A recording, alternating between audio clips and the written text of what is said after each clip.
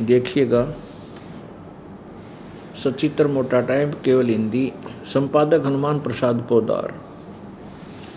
और इसके प्रकाशक एवं मुद्रक कौन है? प्रकाशक एवं मुद्रक गीता प्रेस गोरखपुर, गोविंद भवन कोलकाता का संस्थान। इसके 98 तो प्रारंभ करेंगे, 98 से। ये रुद्र संहिता अध्याय 6 आपको सुनाएंगे। ये संक्षिप्त शिवपुराण, 98वां पृष्ठ। इसके नीचे से शुरू करते हैं। अपने पुत्र नारद की बात सुनकर लोक पितामह ब्रह्मा वहाँ इस प्रकार बोले। ये 5वां अध्याय रुद्र संहिता का समाप्त हुआ। ये 6ठा प्रारंभ होता है। ब्रह्मा जी ने कहा, ब्रह्मन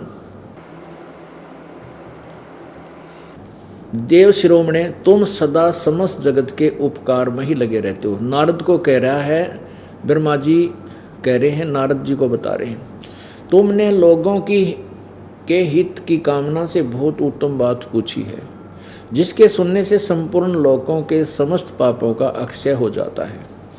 यह अनामय शिवतव का मैं तुमसे वर्णन करता हूँ। शिवतव का स्वरूप बड़ा ही उत्कृष्ट है और अद्भुत है, जिसमें समस्त चराचर जगत नष्ट हो गया था। सर्वत्र केवल अंधकार ही अंधकार था। उस समय तत्सद ब्रह्म, इस श्रुति में जो सत सुना जाता है एकमात्र वही शेष था। अब 101 पृष्ठ पर देखिए, ना 100 पे।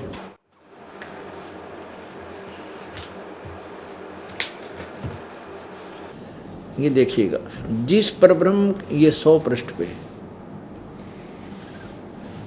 जिस परब्रह्म के विषय में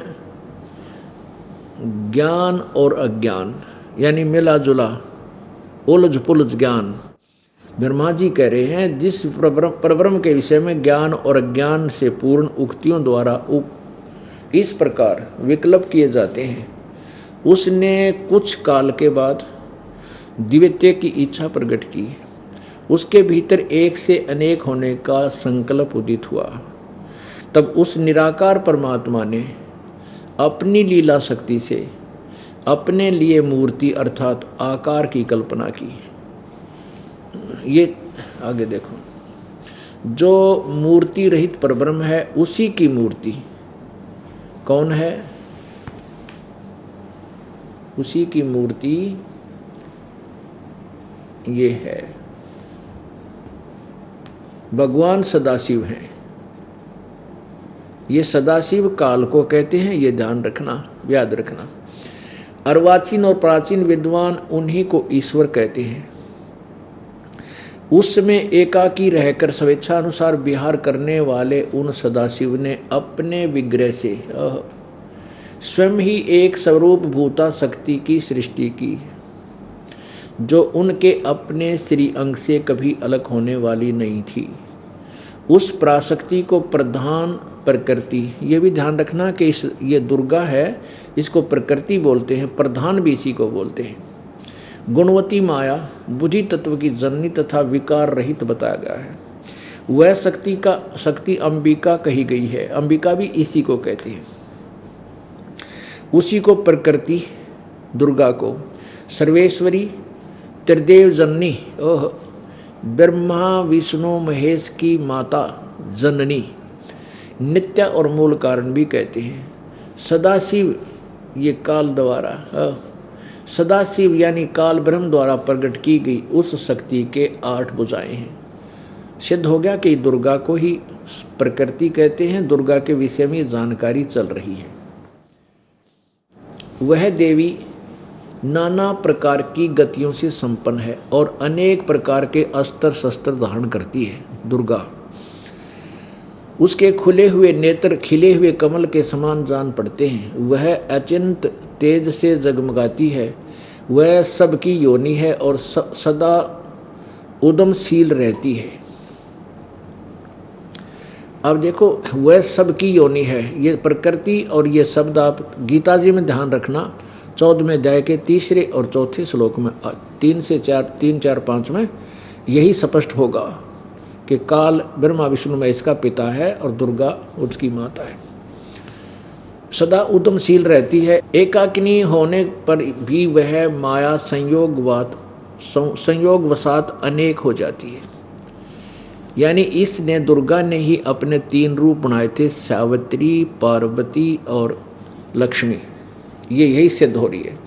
वे जो सदाशिव हैं, ये काल सदाशिव काल को कहते हैं, उन्हें परम पुरुष, ईश्वर, शिव, शंभु और महेश्वर कहते हैं।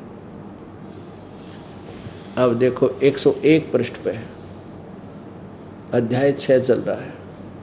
वे अपने सारे अंगों पर भस्म रमाए रहते हैं। उन काल रूपी ब्रह्म ने एक ही समय शक्ति के साथ, ये नाथ नहीं, सात शब्द है, शक्ति के साथ शिवलोक नामक अक्षेत्र का निर्माण किया था। उस उत्तम अक्षेत्र को काशी कहते हैं।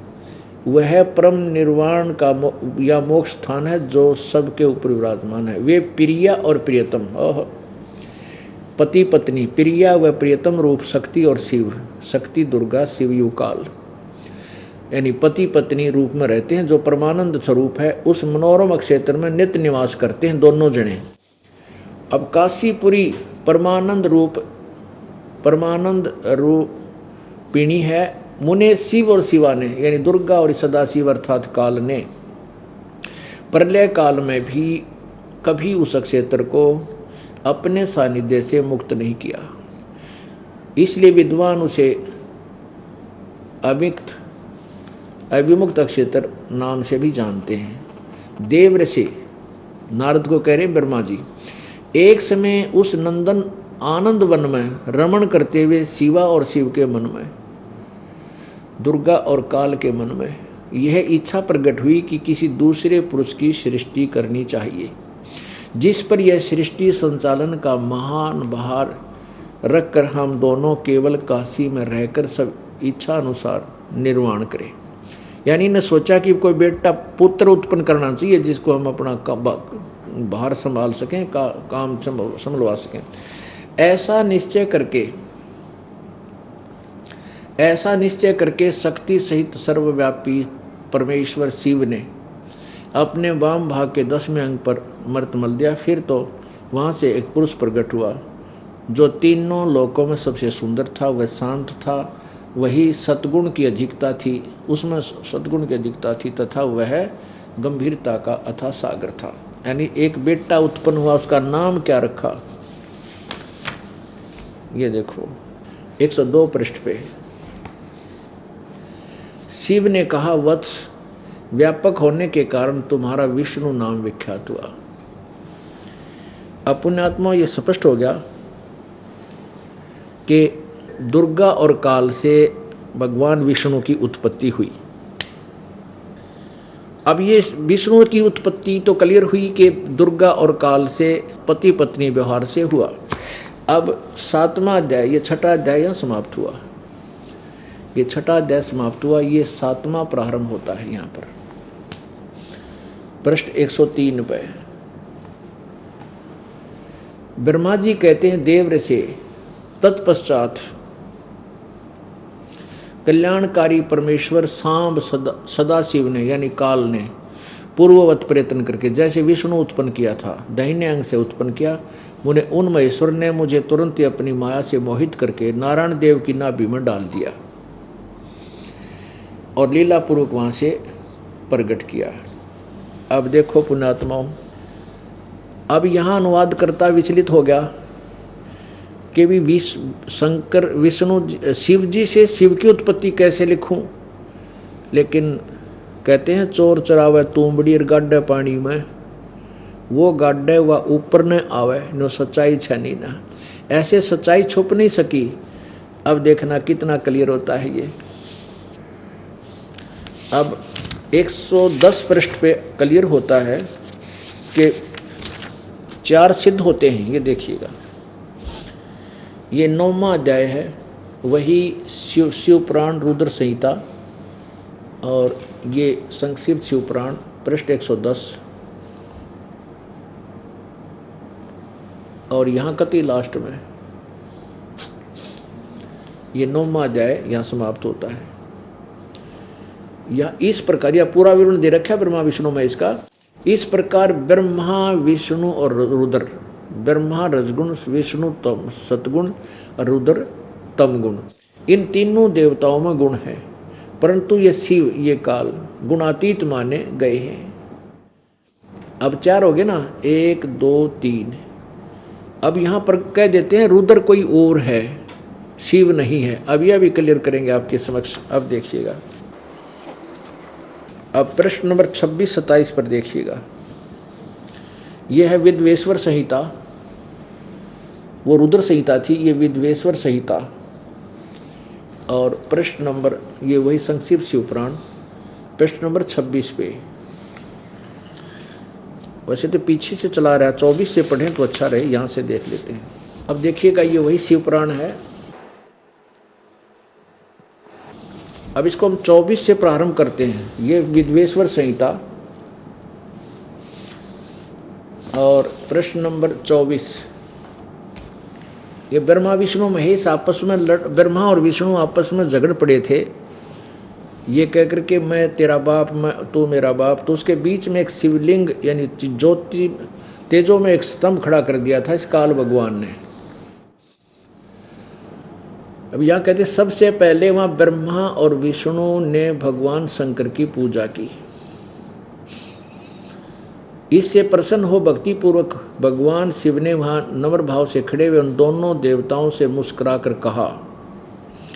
महेश्वर बोले, ये सदाशिव काल बोला, पुत्रो आज का दिन एक महान दिन है। इसमें तुम्हारे द्वारा जो आज मेरी पूजा हुई है, इससे मैं तुम लोगों पर बहुत प्रसन्न हूँ। अब यहाँ ज़्यादा ना पढ़कर हम अपने काम की पढ़ेंगे। ये 25 पे। मेरे 2 रूप हैं, सकल और निष्कल, यानी साकार और निराकार। दूसरे किसी के रूप नहीं है। पहले मैं सतम रूप से प्रकट हुआ, फिर अपने साक्षात रूप से ब्रह्म भाव मेरा निष्कल रूप है और महेश्वर भाव सकल रूप है। ये दोनों ही मेरे सिद्ध रूप हैं। ब्रह्मा और केशव विष्णु, मैं सबसे वृहत और जगत की वृद्धि करने वाला होने से के कारण ब्रह्म कहलाता हूँ। हो गया क्लियर? ये ब्रह्म काल को ही ब्रह्म कहते हैं। फिर अज्ञात ईश्वर तव का साक्षात्कार कराने के निमित्त में साक्षात जगदीश्वर ही सकल रूप में तत्काल प्रकट हो गया। अब वो सदाशिव रूप में प्रकट हो गया। अब देखो आगे। ब्रह्मा और विष्णु ने पूछा,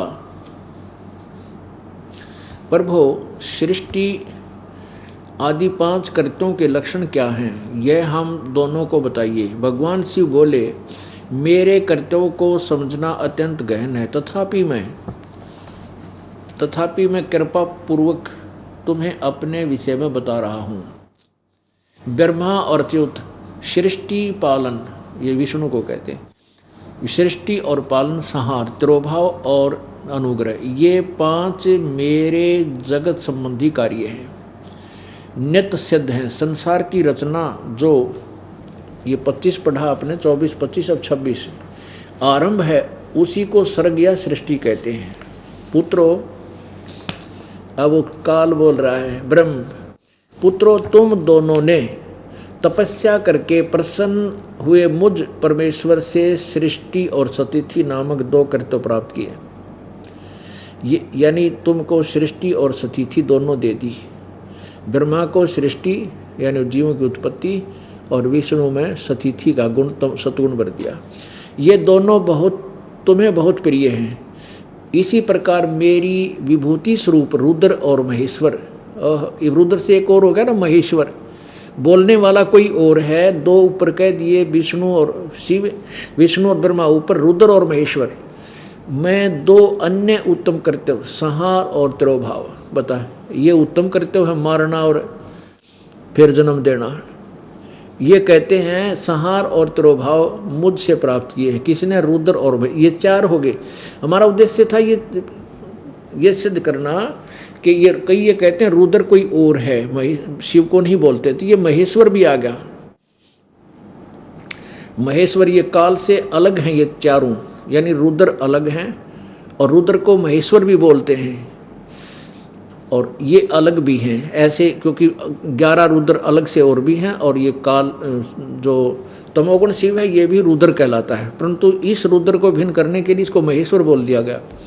रुद्र और महेश्वर में 2 अन्य कर्तव्य संहार और तिरोभाव मुझसे प्राप्त किए हैं, परंतु अनुग्रह नामक कर्तव्य दूसरा कोई नहीं पा सकता। रुद्र और महेश्वर अपने कर्म को भूले नहीं, इसलिए मैंने उनके लिए अपनी समानता प्रदान की। आप आगे देखो की है, वे रूप वेश कर्त वाहन आसन और आयुध आदि में मेरे समान ही हैं। अब काल कह रहा है कि मैंने इनको अपना ये रूप दे दिया, यानी काल सदाशिव भी इसी रूप में है, जैसा आप ये देखते हो। ये शिव जी को जैसे यहाँ आप देख रहे हो, ये देखो कहते हैं ये रुद्र भी और महेश भी मेरा ही रूप धारण किए हुए हैं, ये मैंने अपनी समानता में इनको बना दिया है। मैंने पूर्व काल में अपने रूपभूत मंत्र का उपदेश किया है, जो ओंकार के रूप में प्रसिद्ध है, वह मंगलकारी मंत्र है। सबसे पहले मेरे मुख से ओंकार ओम प्रकट हुआ, हो गया ना, जो मेरे स्वरूप का बोध कराने वाला है। ओंकार वाचक और मैं वाच्य हूँ, यह मंत्र मेरा स्वरूप ही है। प्रतिदिन ओंकार का निरंतर स्मरण करने से मेरा ही सदा स्मरण होता है। अब देखो, मेरे उत्तरवर्ती मुख से आकार, पश्चिम मुख से उकार, दक्षिण मुख से मकार का और पूर्ववर्ती मुख से बिंदु का तथा मध्यवर्ती मुख से नाद का प्राकाट्य हुआ है। इस प्रकार 5 अवयवों से युक्त ओंकार का विस्तार हुआ है। इन सभी अवयवों से एकीभूत होकर यह परवण ओम नामक एक अक्षर हो गया। अब देखो, अब एक अक्षर ओम को ओम एक अक्षर कहलाता है। ये गीता में ध्यान रखना, 8वें अध्याय के 13वें श्लोक में गीता ज्ञानदाता कहता है कि इति एक अक्षरम इति एक अक्षरन ब्रह्म व्यवहारण मां मनुषमरण, मेरा एक ओम अक्षर है, ये परवण मंत्र है। यह नाम रूपात्मक सारा जगत तथा वेद उत्पन्न स्त्री पुरुष वर्ग रूप दोनों कुल इस परवण मंत्र से व्याप्त है। यह मंत्र शिव और शक्ति दोनों का बोधक है। इसी से पंचाक्षर मंत्र की उत्पत्ति हुई है, जो मेरे सकल रूप का बोधक है। वह अकार आदि क्रम से और मकार आदि क्रम से प्रकाश में आया है। अपनात्मा ये देखना, ओम नमः शिवाय यह पंचाक्षर मंत्र है नहीं, ओम नमः शिवाय ब्रह्म का जाप नहीं है, ये इन्होंने अपनी तरफ से डाला है। अब इसको सिद्ध करना पड़ेगा कि ओम अक्षर मूल संस्कृत में नहीं है। ओम नमः शिवाय मूल संस्कृत में नहीं है, केवल ओम अक्षर है। अब यहाँ बिगाड़ रखा है सारा काम। ये लोक वेद है, जो इन्होंने वेदों के विपरीत अपनी तरफ से ज्ञान अड़ा दिया। इसको समझने के लिए ये श्री शिव पुराण, ये है श्री शिव महापुराण टीका सहित प्रथम भाग, ये 2 भागों में है। और ये कहाँ से प्रकाशित है? श्री शिव महापुराण, ये है विद्या अवरिद्धि पंडित ज्वाला प्रसाद जी मिश्र कृत हिंदी टीका सहित, खेमराज श्री कृष्णदास प्रकाशन बम्बई। अब इसमें श्री शिव महापुराणम भाषा टीका सहितम प्रारंभते, इसके प्रश्न नंबर 18 पे, अध्याय नंबर 10 के प्रश्न नंबर 18 पर देखें, विद्वेश्वर संहिता में। ये प्रश्न नंबर 19 पे है, शिव पुराण विद्वेश्वर संहिता प्रथम भाग अध्याय नंबर 10। और यहाँ देखिएगा कितना क्लियर कर दिया है, ये देखिएगा यहाँ पर उत्पन्न इस प्रकार 5 प्रकार से यह निर्गत हुआ वह सब एक होकर के ओम ऐसा एक अक्षर हो जाता है। ये 19वां श्लोक है। ये 20वां ये संस्कार देखेंगे। एक ही भूत पुनर्द्वितीयो, इसमें कहीं ये ओम है, ओम इति एक अक्षरम भावता है, बस इसमें कितने भी वो नहीं है। ये देखो 18 यहाँ खत्म हो गया। इसमें कहीं पर भी ओम नमः शिवाय शब्द नहीं है। एक ही भूत है, ओम इति एक अक्षर हो भवत है, भवत, बस ये 19वां समाप्त हो गया। तो इन्होंने अनुवादकर्ताओं ने, फिर देख लो इसमें कितने भी ओम नमः शिवाय ये 5 का अर्थ नहीं, इसमें क्लियर भी किया है इसमें। तो इस प्रकार ये लोकवेद बना दिया।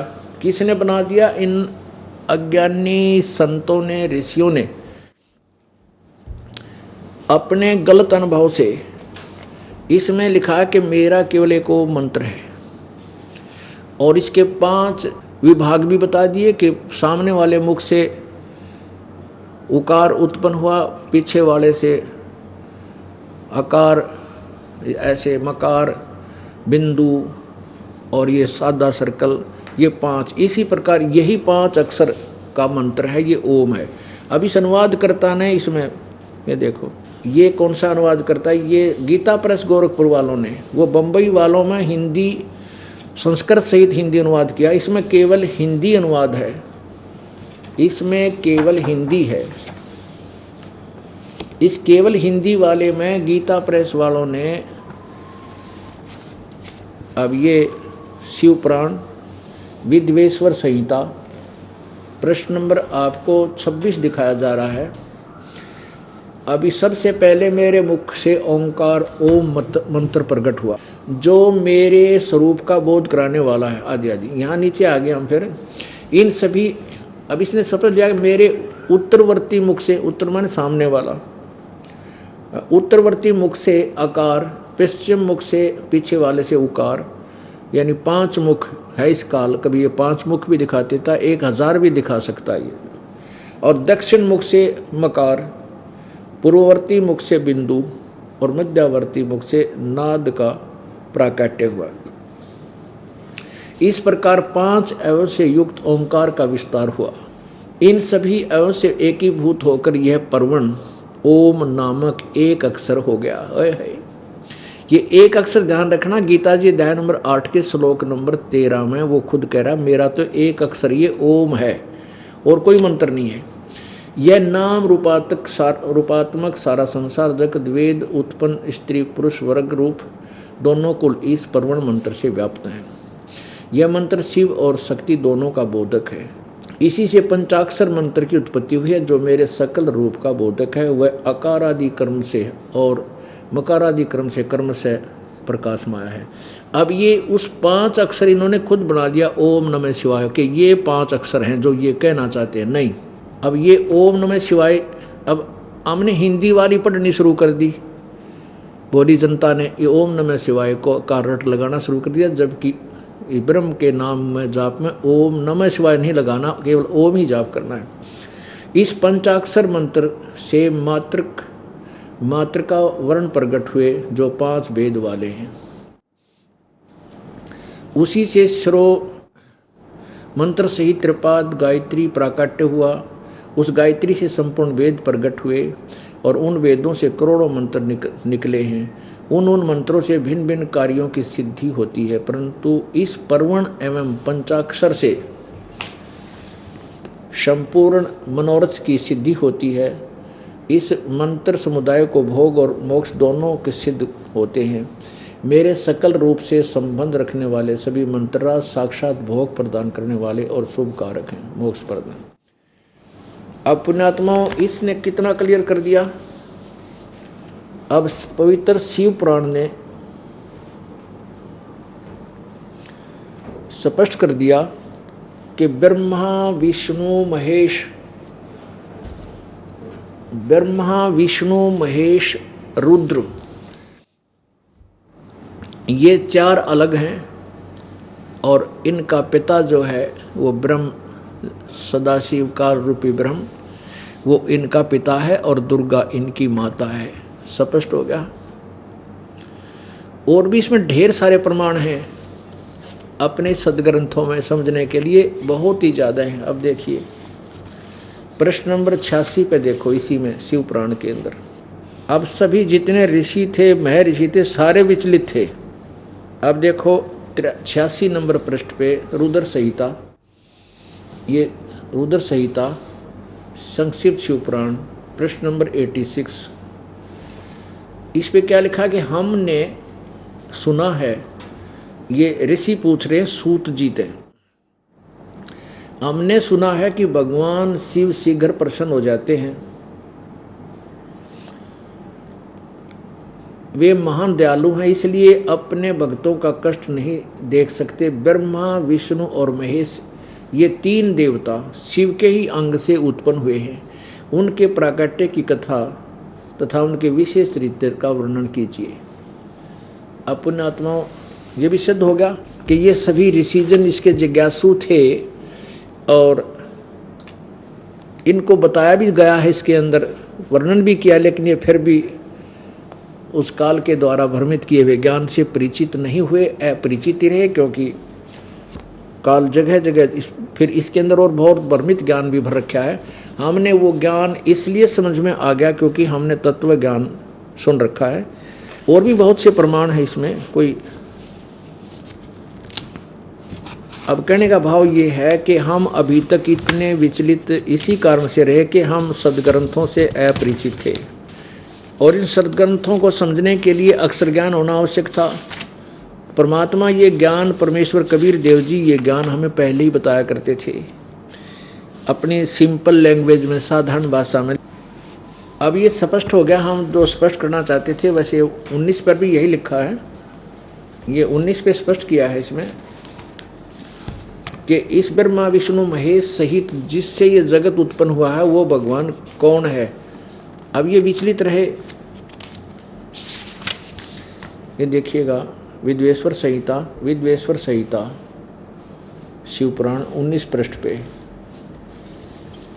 ब्रह्मा जी ने कहा कि जहाँ से मन सहित वाणी उन्हें न पाकर लौट आती है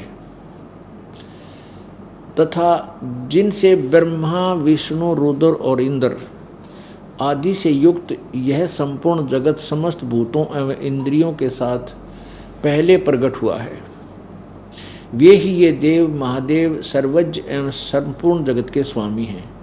यही सबसे उत्कृष्ट है, भक्ति से ही इनका साक्षात्कार होता है, दूसरे किसी उपाय से नहीं। इनका दर्शन नहीं होता। रुद्र, हरिहर और अन्य देवेश्वर सदा उत्तम भक्ति भाव से उनका दर्शन करना चाहते हैं। अब इससे क्या सिद्ध हो गया कि ब्रह्मा विष्णु महेश भी इसी की पूजा में लगे रहते हैं और इनको भी यथार्थ ज्ञान ये नहीं देता, सच्चाई से परिचित नहीं कराता। आपने देवी पुराण में पढ़ा कि विष्णु जी दुर्गा की पूजा साधना कर रहे हैं, ध्यान में बैठे हैं। अब देखो इनका ज्ञान कितना कमज़ोर है ब्रह्मा विष्णु महेश का, ये फिर देखना होगा। पुण्यात्माओं, आप जी जो भगवान को चाहने वाले हो, आप जी को इतनी तरफ तो हो ही चुकी है कि परमात्मा की प्राप्ति करनी है, पूर्ण मोक्ष की अति आवश्यकता है, परंतु रास्ता ठीक ना मिला। अब रास्ता ठीक कौन सा है ये निर्णय करने के लिए आप जी को ये तत्व ज्ञान सुनाया जा रहा है और सदग्रंथों को रूबरू किया जा रहा है। अन्यथा परमात्मा की महिमा की कथाएं भी बहुत सी हैं जो सुनाई जा सकती हैं और समय समय पर सुनाते भी हम रहते हैं, सुनाते रहेंगे। परंतु सबसे पहले हम ये निर्णय करेंगे कि जिन परमेश्वर भगवानों को हम सर्वेश्वर परमेश्वर मृत्युंजय समझा करते थे, वो वास्तव में उस महिमा से युक्त हैं भी कि नहीं। अब हमने 10 रुपये के नोट को और 1000 का नोट मान रखा है, तो उसके ऊपर लिखा हुआ पढ़ते लेना चाहिए, इसमें क्या लिखा है कि मैं कितने रुपए दे सकता हूँ। तो ये सदग्रंथ जो हैं हमारे पुराण वेद, पवित्र पुराण, पवित्र वेद, पवित्र गीता जी आदि, इनके अंदर इन भगवानों की शक्ति लिखी हुई है, इनकी स्थिति लिख रखी है कि कितनी शक्ति है। तो उस शक्ति को पढ़कर आपको सुना रहे हैं कि ये कितने भगवान हैं, कितनी शक्ति के हैं और इनकी क्या स्थिति है, और ये कितने विद्वान थे। काल ने इनको भी कितना भ्रमित किया हुआ है, सच्चाई से कितना अपरिचित रखा। तो अन्य देवता, अब पुराणों का ज्ञान ब्रह्मा जी से ही सब ऋषियों ने प्राप्त किया, और ब्रह्मा जी आप विचलित है, पता नहीं क्या की क्या कह रहा है। अब देखना, अब यहाँ श्रीमद् देवी भागवत पुराण के अंदर ब्रह्मा जी कह रहे हैं विष्णु को कि तू सर्वेश्वर है, महेश्वर है, देवेश्वर है, देवों का भी देव है, सृष्टि का कर्ता है। अब काल ने इनकी बुद्धि भी बंद कर रखी है, इनको भी भ्रमित कर रखा है, यथार्थता से सैकड़ों किलोमीटर दूर रखा हुआ है। अब देखिएगा ब्रह्मा विष्णु महेश के ज्ञान, कितना ज्ञान है इनमें। ये पवित्र देवी भागवत, श्रीमद् देवी भागवत यानी श्री देवी पुराण, गीता प्रेस गोरखपुर से प्रकाशित है। संक्षिप्त श्रीमद् देवी भागवत, सचित्र मोटा टाइप, केवल हिंदी। संपादक हनुमान प्रसाद पोदार, चमनलाल गोस्वामी। और यहाँ देखना, प्रकाशक में मुद्रक, गीता प्रेस गोरखपुर, गोविंद भवन कार्यालय कोलकाता का संस्थान। इसके 28 पृष्ठ पर देखो, ये 28 पृष्ठ पे संक्षिप्त देवी भागवत। नारद जी ने कहा, महाभाग व्यास जी, इस विषय में तुम जो पूछ रहे हो, तुम इस विषय में जो पूछ रहे हो, ठीक यही प्रश्न मेरे पिता ने भगवान श्री हरि यानी विष्णु जी से किया था।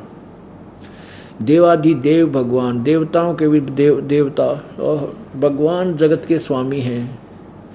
लक्ष्मी जी उनकी सेवा में उपस्थित रहती हैं। ये तो नारद जी का ज्ञान है। अच्छा, दिव्य कौस्तुभमणि उनकी शोभा बढ़ाती है। वे शंख चक्र और गदा लिए रहते हैं, पीताम्बर धारण करते हैं, 4 भुजाएं, वक्षस्थल पर श्री वत्स का चिन्ह चमकता रहता है। यह चराचर जगत के आश्रय दाता है, जगत गुरु एवं देवताओं के भी देवता हैं। ऐसे जगत प्रभु भगवान श्री हरि महान तप कर रहे थे। उनकी समाधि लगी थी। यह देखकर मेरे पिता ब्रह्मा जी को बड़ा आश्चर्य हुआ। अतः उन्होंने उनसे जानने की इच्छा प्रकट की।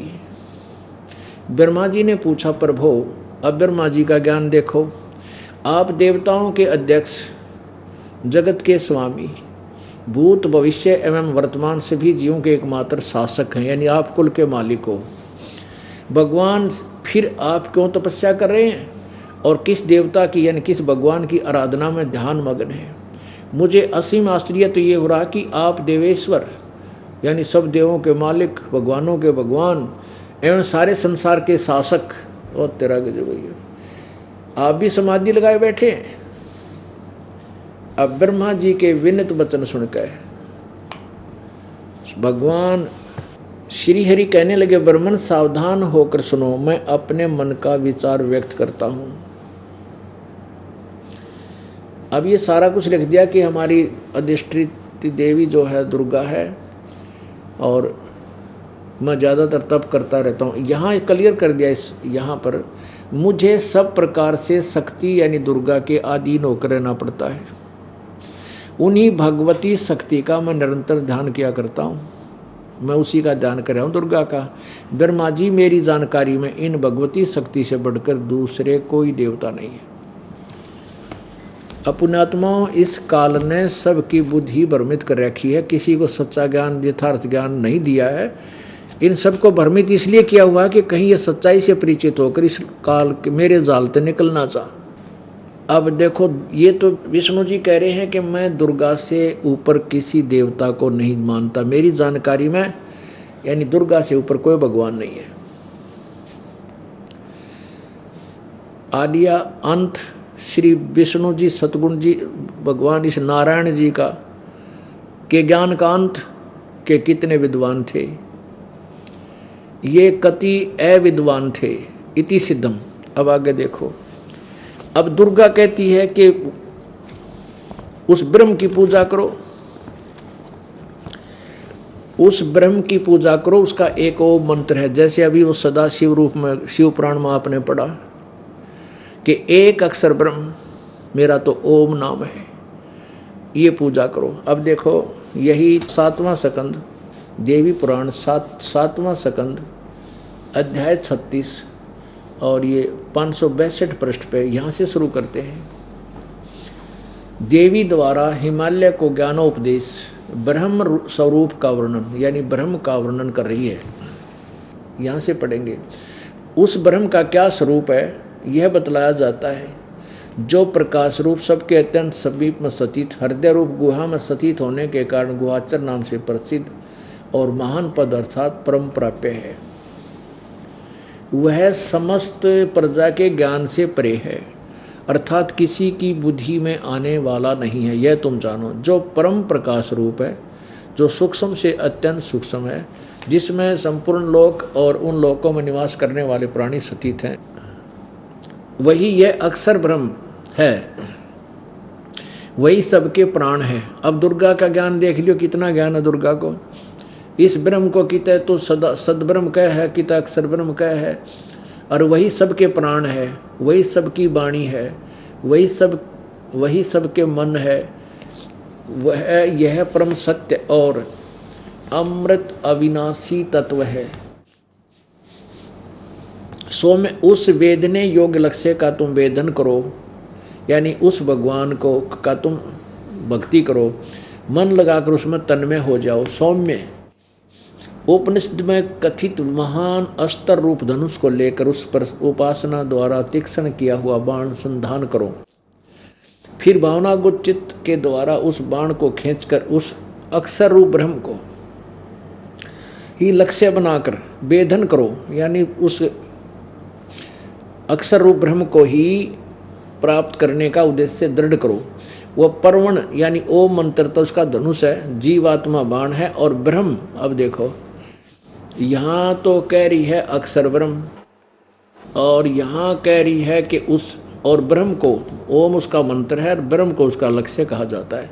यानी इस ब्रह्म की पूजा करो ओम के नाम तय, इसका सीधा अर्थ है परवण मंत्र से। वह यह सब का आत्मा ब्रह्म, वो ब्रह्म कहाँ रहता है? ब्रह्मलोक रूपी दिव्य आकाश में स्थित है। ओह, अब ब्रह्मलोक रूप दिव्य आकाश में स्थित है, वो ब्रह्मलोक में रहता है।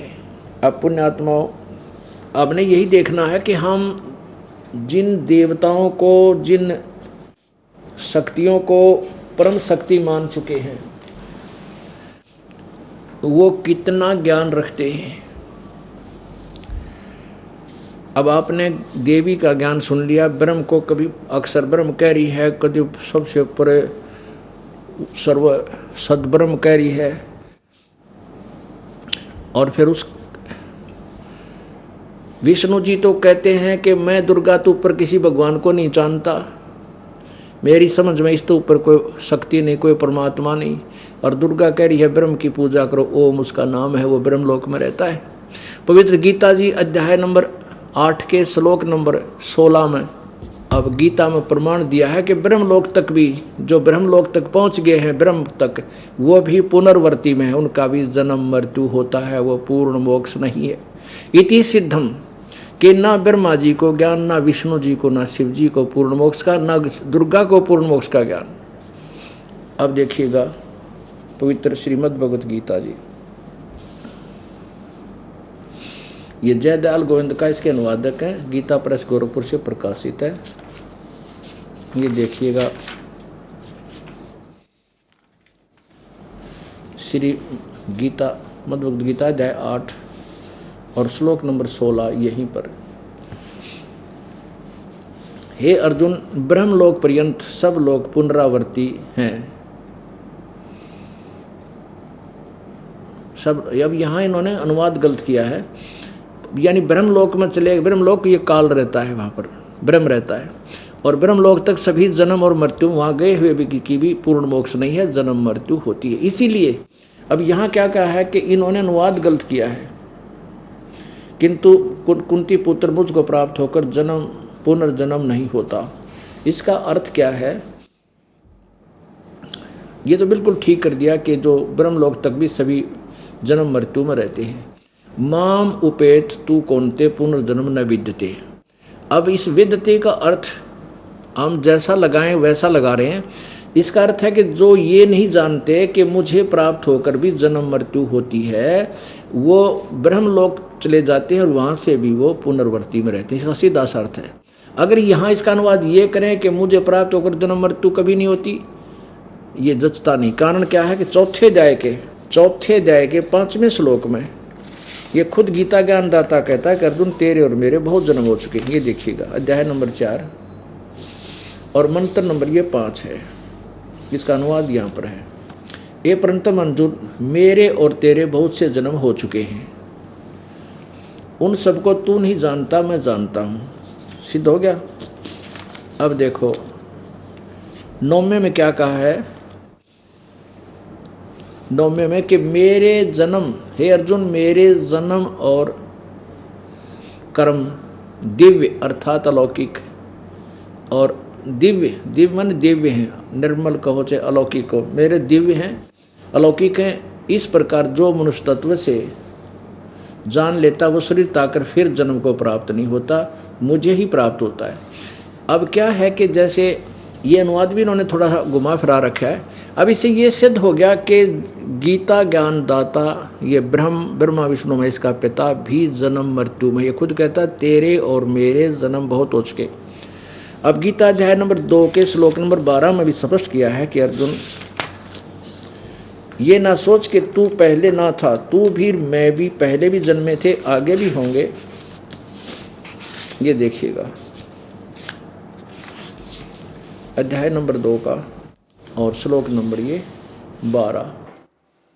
न तो ऐसा ही है कि तू किसी काल में नहीं था, ऐसा ही नहीं है कि मैं किसी काल में नहीं था, अथवा तू नहीं था, अथवा ये राजा लोग नहीं थे, और ऐसा भी नहीं है कि हम इससे आगे हम सब नहीं रहेंगे।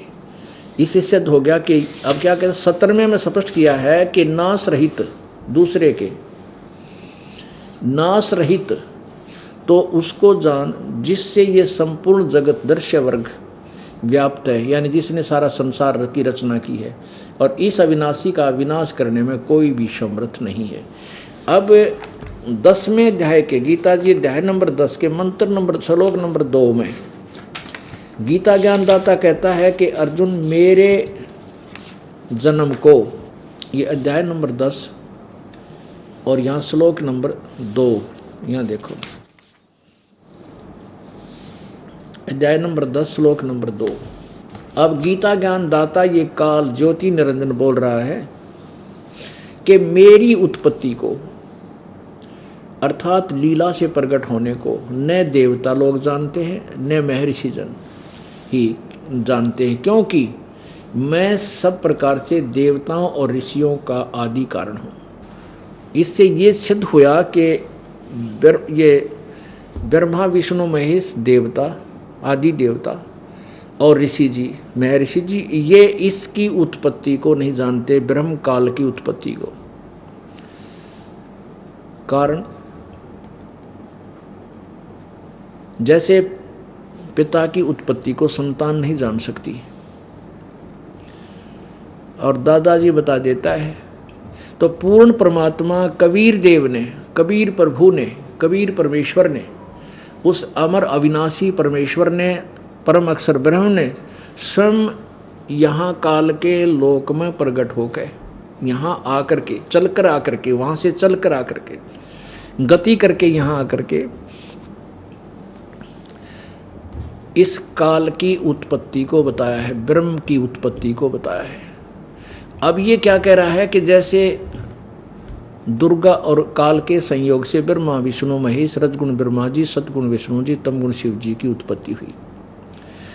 अब ये खुद ब्रह्मा जी जब कमल के फूल पर, देवी पुराण आपको पढ़ाएंगे अच्छी तरह, कमल के फूल पर प्रकट हुआ पाया, कहते मैं जब उत्पन्न हुआ, नारद अपने पुत्र को बता रहे ब्रह्मा जी कि मैं कमल के फूल पर बैठा था, मुझे नहीं मालूम मैं कहाँ से उत्पन्न हो गया, और मुझे नहीं पता मेरा उत्पन्न करने वाला पिता जनक कौन है। इसी प्रकार विष्णु जी शेष नाग की सैया पर सोए पड़े थे, उसमें भी एक शक्ति दुर्गा ने ही अपनी अन्य शक्ति उसमें प्रवेश कर रखी थी भूतनी की तरफ, और जिससे बेहोश पड़े थे विष्णु जी, जब वो दुर्गा वो शक्ति निकल गई उसमें से, दुर्गा का अंश जो आंशिक शक्ति उसने अपनी सबद शक्ति से उत्पन्न करके भेज दी जाती थी, तो उसके बाद विष्णु जी होश में आए। ऐसे शंकर जी को भी अचेत किया हुआ था, पैदा करते ही ये क्या करती है, ब्रह्मा विष्णु महेश को अचेत कर देती है और इनकी परवरिश रखती है, जैसे कोमा में ग्लूकोज आदि चढ़ाकर उसको दूध दाद नड़ी तो डालते रहते, नो इनको परवरिश करती रहती है। जब ये जवान हो जाते हैं, ये दुर्गा काल के आदेश से सब करती है। इसने दुर्गा को इतना सख्त किया हुआ कि मेरा भेद किसी को नहीं बता देगी कि मैं काल हूँ और 1 लाख मानव शरीरधारी प्राणियों को खाता हूँ। इस काल के डर से दुर्गा इन ब्रह्मा विष्णु महेश को सच्चाई से अपरिचित नहीं होने देती, इनको अचेत रखती है। जब ये जवान हो जाते हैं, जिन तीनों को सचेत कर देते हैं, फिर इनको पता नहीं कितने पैदा हो गए, कौन हमारा पिता है। हाँ, दुर्गा प्रत्यक्ष हो जाती है, काल प्रत्यक्ष नहीं होता। काल इनके प्रत्यक्ष अपने वास्तविक रूप में नहीं होता। ये ब्रह्म, ये किसी को ब्रह्मा रूप में, किसी को विष्णु रूप में, किसी को शिव रूप में दर्शन दे देता। जैसे ब्रह्मा को तो दे दिया विष्णु रूप में, अब ब्रह्मा जी भ्रमित हो गए कि विष्णु ही सर्वशक्तिमान है, इसलिए तू देवेश्वर है, सर्वेश्वर है, न्यो ब्रह्म पड़ गया। और विष्णु को दर्शन दे दिए शिव रूप में। अब विष्णु जी इस चक्कर में पड़ गए कि शिव जी ही भगवान है, सर्वेश्वर है, महेश्वर है। तो ये सब को ऐसे चक्कर में डाले रखता है कि कहीं इनको मेरी वास्तविकता का पता ना लग जाए। अब पूर्ण परमात्मा कबीर देव ने आकर इसकी पोल खोली और वो ज्ञान आज से 600 वर्ष पहले लिपिबद्ध था, जो आज सदग्रंथ समर्थन कर रहे हैं। तो इसलिए आपके कबीर परमेश्वर की एक एक बात का 100% विश्वास हो जाएगा जब आपको सदग्रंथ समर्थन देंगे। इस दास का उद्देश्य यही है कि इन सदग्रंथों को आपके रूबरू करूं, ताकि बुद्धिमान समाज स्वयं आंखों देख कर माने और त्याग दे उन शास्त्रविद साधनाओं को जो इस जीव के मानुष जन्म की घातक है, उनको तुरंत त्याग करके अपनी सत साधना स्वीकार कर सकें। ये सारा कुछ प्रयत्न इसीलिए हो रहा है। गीता जी अध्याय नंबर 2 के श्लोक नंबर 53 में कहा कि अर्जुन, जब भिन्न भिन्न प्रकार के वचनों से हटकर तेरा मन भिन्न भिन्न प्रकार के ज्ञानों से, प्रवचनों से सुन सुनकर जो भ्रमित तेरी बुद्धि एक तत्व ज्ञान पर रुक जाएगी, परमात्मा ज्ञान पर, तब तो तू साधक होगा, तब तू योगी बनेगा। योगी माने साधक। इसलिए पुण्यात्माओं, आपको योगी बनाने के लिए, साधक बनाने के लिए ये सदग्रंथ आपके समक्ष ये सार्वजनिक किए जा रहे हैं, ये रूबरू किए जा रहे हैं। अब ये प्रत्यक्ष हो गया कि अब कहाँ से प्रसंग सुना चला था कि ब्रह्मलोक तक भी नासवान है, लेकिन अनुवाद करता हूँ उसमें यह कर दिया कि मुझे पाकर उनका पुनर्जन्म नहीं होता। इसको खंडन करने के लिए कि वो अनुवाद ठीक नहीं है उनका, उसको प्रमाणित करने के लिए अब ये अलग से प्रसंग चल रहा है कि ये गीता ज्ञान दाता भी नासवान है, ब्रह्मलोक में ये रहता है, ब्रह्मलोक तक के पुजारी भी और यो भी, ये सारे मृत्यु को प्राप्त होंगे, ये अमर नहीं है।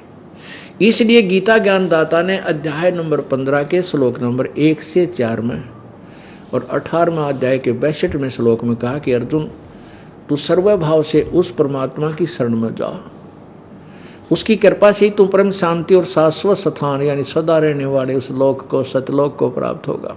15वें अध्याय के 1 से लेकर 4 में कहा है कि ऊपर को जड़ वाला, नीचे को तीनों गुण रूपी शाखा वाला ये उल्टा लटका हुआ संसार रूपी वृक्ष है।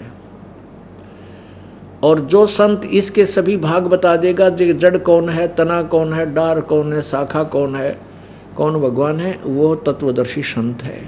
उस तत्वदर्शी संत की प्राप्ति के उपरांत इस उलझी हुई गुत्थी को सुलझाकर, काट कर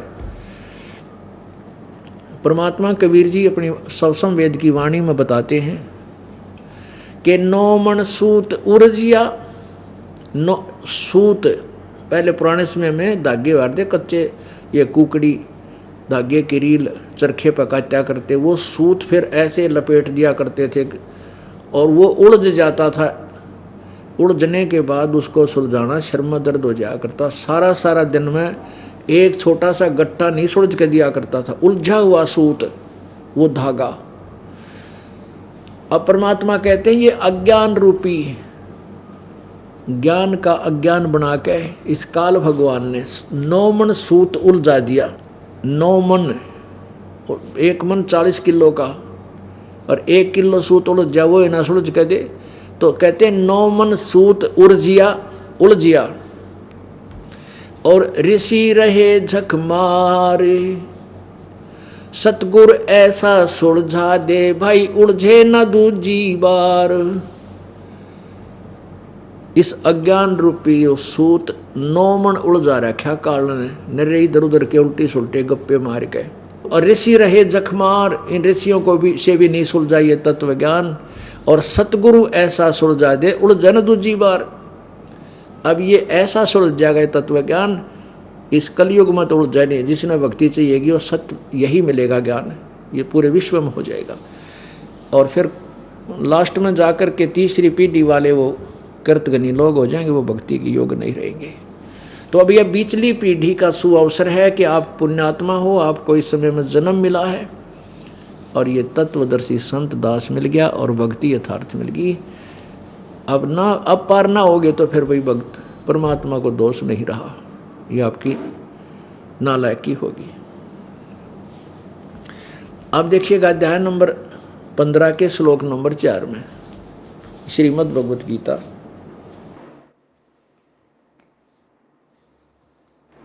अध्याय नंबर 15, ये अध्याय नंबर 15 श्लोक नंबर 4, इसका अनुवाद यहाँ पर किया है। उसके पश्चात यानी तत्वदर्शी संत मिलने के उपरांत उस परम पद रूप परमेश्वर की भली भांति खोजना चाहिए, जिसमें गए हुए पुरुष यानी साधक फिर लौटकर संसार में नहीं आते, और जिस परमेश्वर से इस पुरातन संसार वृक्ष की प्रवृत्ति विस्तार को प्राप्त हुई, अर्थात जिसने सारे ब्रह्मांडों की रचना की है, संसार रूपी वृक्ष की रचना की है, और उसी आदि पुरुष नारायण के मैं शरण हूँ, तम एवं आदम पुरुषम पर पधे।